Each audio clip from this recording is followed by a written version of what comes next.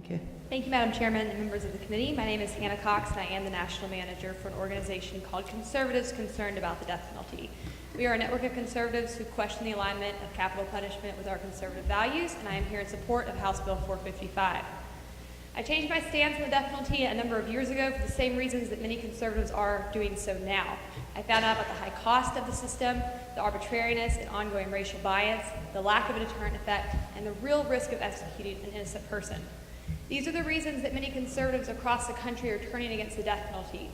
This year alone, New Hampshire is actually one of 7 states with Republican-led legislation to repeal the death penalty.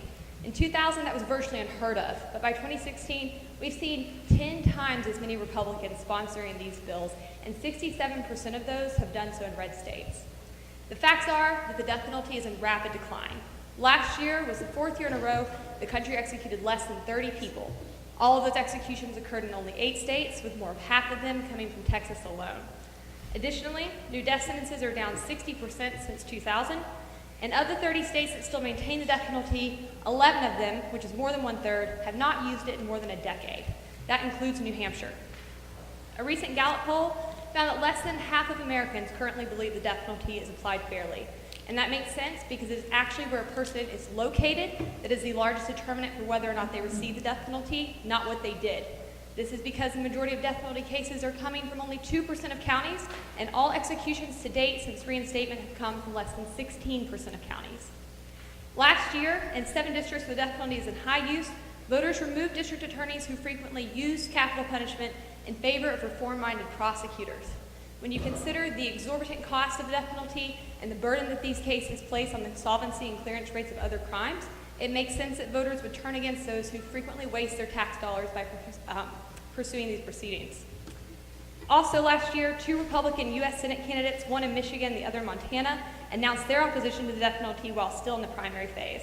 They both won their party's nomination despite being attacked on this issue by their opponents.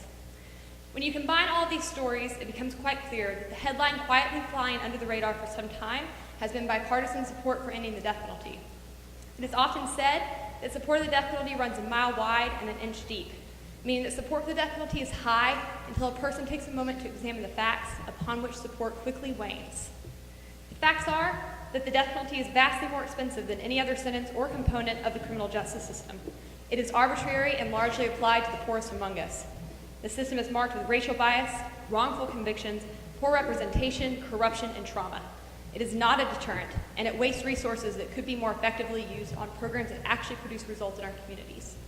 Given these things, it is no wonder those on both the left and right are turning against this antiquated system, and I ask that you join that growing consensus by supporting House Bill 455 today. Thank you. Thank you.